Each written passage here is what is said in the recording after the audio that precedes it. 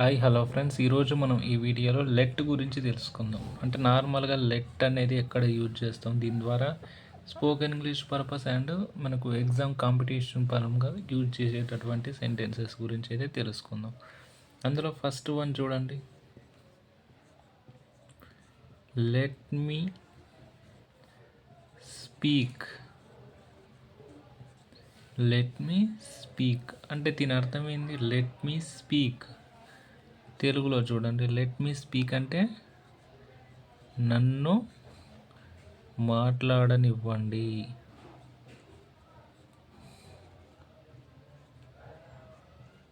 Let me speak అంటే నన్ను మాట్లాడనివ్వండి అని అర్థం. ఓకేనా? అదేవిధంగా ఇంకా చూడండి, let me eat. Let me eat అంటే ఇక్కడ ఏమొస్తుంది? లెట్ మీ ఈట్ అంటే నన్ను తిననివ్వండి.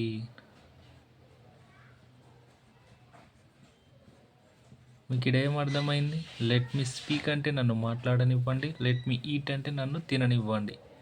సో ఇట్లా ఈ విధంగా తిననివ్వండి, మాట్లాడనివ్వండి అంటే జస్ట్ ఇక్కడ మనకి ఏం మారుతుంది? జస్ట్ ఒక వెర్బు మాత్రమే మారుతుంది. వెర్బు మాత్రమే మారుతుంది. సో సెంటెన్స్ ఫార్మేషన్ ఎలా జరుగుతుందంటే లెట్ ప్లస్ వెర్బు 1, ఈ విధంగా మనకు సెంటెన్స్ ఫార్మేషన్ అనేది ఇక్కడ జరుగుతుందన్నమాట. సో ఒక వెర్బుని మాత్రమే చేంజ్ చేసుకుంటూ పోతే మనకి ఇంగ్లీష్ అనేది చాలా ఈజీగా ఉంటుంది. చూడండి ఇప్పుడు ఇంకా కొన్ని ఎగ్జాంపుల్స్ చూడండి. లెట్ మీ డ్రింక్, దీన్ని ఇంగ్లీష్లో ఏమంటారో తెలుగులో కామెంట్ చేయండి. దీన్ని లెట్ మీ డ్రింక్ అంటే తెలుగులో ఏమంటారో రాయండి. నెక్స్ట్ ఇంకా కొన్ని example, let me ask. Let me ask అంటే ఆస్క్ అంటే అడగడం. సో నన్ను అడగనివ్వండి.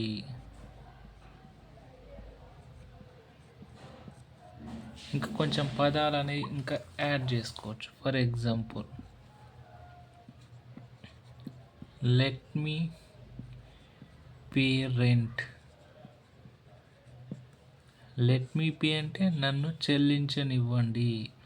లెట్ మీ పే రెంట్ అంటే నన్ను రూమ్ రెంట్ అంటే అద్దె చెల్లించనివ్వండి అని అర్థం. దీని అర్థమైంది, అద్దె చెల్లించనివ్వండి, నన్ను అద్దె చెల్లించనివ్వండి అని అర్థం. అదేవిధంగా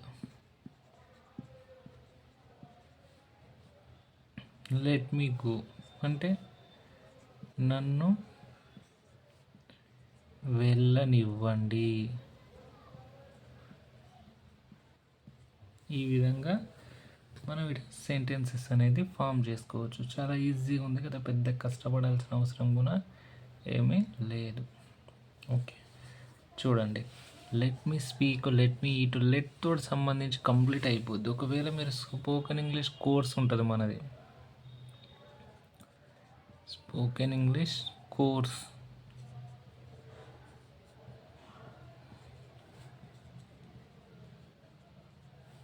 జస్ట్ 48 నుంచి 50 డేసే ఉంటుంది. జస్ట్ 50 వీడియోసే ఉంటాయి, ఎక్కువగా ఉండవు. మీకు కంప్లీట్ పీడిఎఫ్ కూడా ఉంది.